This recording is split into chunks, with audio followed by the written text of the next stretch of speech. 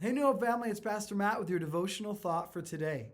In 1 Corinthians 15, the Apostle Paul writes, "Therefore, my beloved brothers, be steadfast, immovable, always abounding in the work of the Lord, knowing that in the Lord your labor is not in vain." As you may have noticed, this verse began with the word therefore. And therefore always tells us that it ties in with what was previously stated. It's kind of in light of what was just written. This is the result. This ought to be what happens. And so, therefore, because all these things are true, now then do this.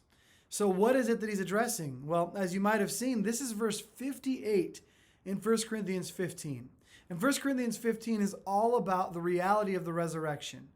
Now, he starts by talking about the resurrection of Jesus and how the resurrected Jesus appeared to all these different people, but he moves from the resurrection of Jesus to the promise of the resurrection for all who are in Jesus. Because Jesus has risen from the grave, now those who trust in him will also be risen from the grave. We too will be resurrected. And I love how this is the result then. Therefore, because all that is true, because we have this hope that awaits us of a future resurrection, then we are to, as beloved brothers of the Apostle Paul, we are to be steadfast, immovable, and always abounding in the work of the Lord, because we know that our labor in the Lord is never in vain. So let's look at each of those. Steadfast. This derives from the Greek word for sit. It's kind of funny. You wouldn't think of that. Steadfast, you would think, at least in my mind, I wouldn't think it has anything to do with this idea of sitting.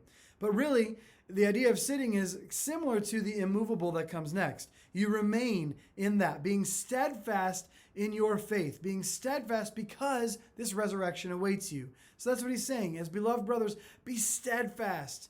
Then he says immovable, which is a compound word in the Greek, but it essentially means unable to be moved. So it's a good translation there. So you have being steadfast, remaining in the faith, and then being immovable. Don't let the things of this world pull you away from that future hope. Don't let the cares and concerns of this world cause you to stop being faithful and to stop responding to the faithfulness of the Lord, knowing that this future awaits you. And finally, he says, always abounding in the work of the Lord, knowing that in the Lord our labor is not in vain.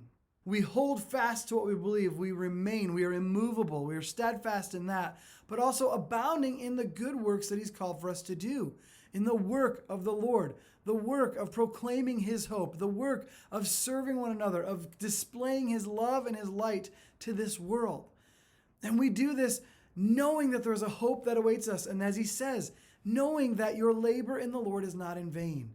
We don't labor in futility. Our labor will not result in absolute emptiness, right? Our labor in the Lord is never in vain.